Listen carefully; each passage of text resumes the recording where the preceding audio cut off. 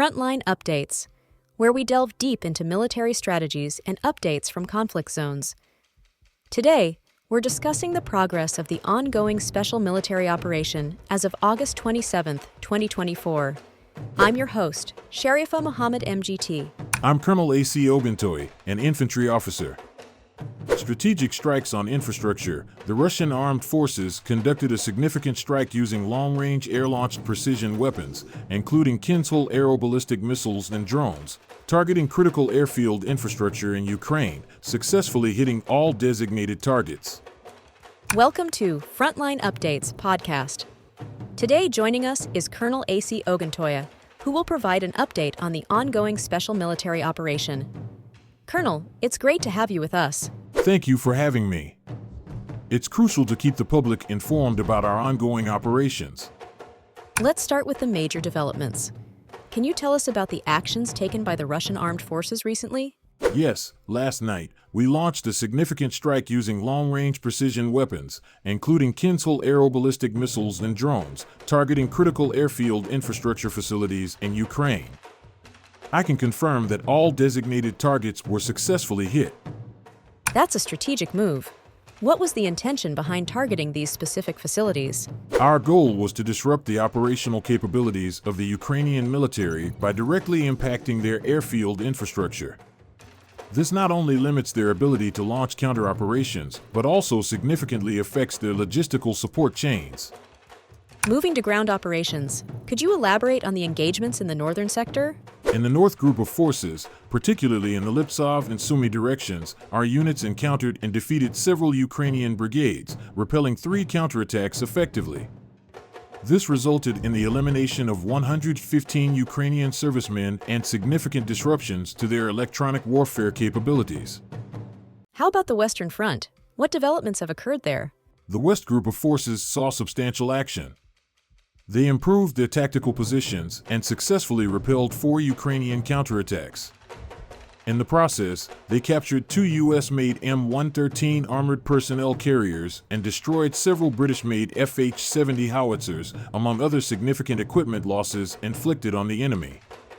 How is the situation with the Southern Group of Forces? The Southern Group made notable advancements, securing more advantageous positions and repelling a counterattack by the 5th Assault Brigade of Ukraine. They inflicted heavy casualties, including the destruction of a German-made Leopard tank and several artillery pieces. What successes can you report from the central operational area? In the Central Group, our forces liberated the settlement of Orlovka and repelled 7 counterattacks from various Ukrainian brigades. This resulted in significant personnel losses for the enemy and the capture of crucial artillery units. Can you provide an update on the losses inflicted on Ukrainian forces? Across all sectors, we've continued to impose substantial casualties and equipment losses on Ukrainian forces. This includes tanks, artillery units, and electronic warfare stations, which are critical to their defensive and offensive capabilities. Judging by the fact that for the second day in Ukraine there have been delays in train traffic, stabilization shutdowns, and the U.S. is urgently providing equipment to restore the power grid, 750 to 300 kV has reached the substations. Substations of these types are an important part of high-voltage main power transmission networks. They allow for the efficient and reliable transmission of large volumes of electricity over long distances, connecting large generating capacities, for example nuclear and thermal power plants, with large consumers like industrial regions and large cities.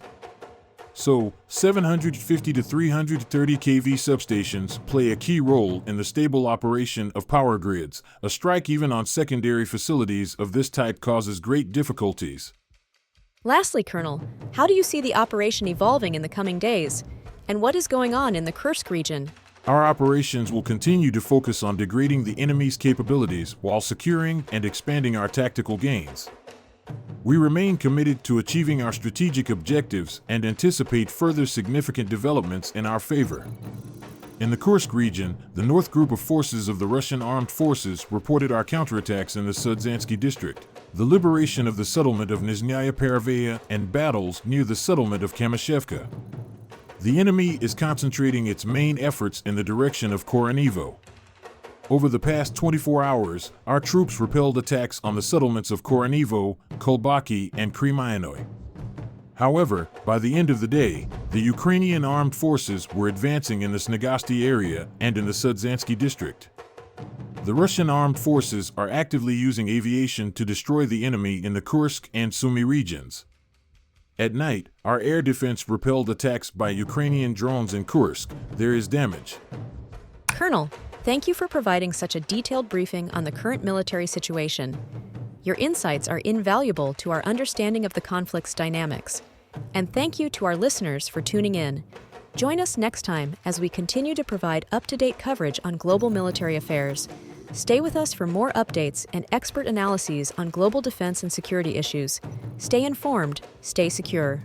It is my responsibility to inform, and I thank you for providing the platform to do so. Reports from the Gaza Strip indicate that at least 20 people have been killed in Israeli attacks on Gaza this morning, primarily in Deir el-Balah and Khan Yunis.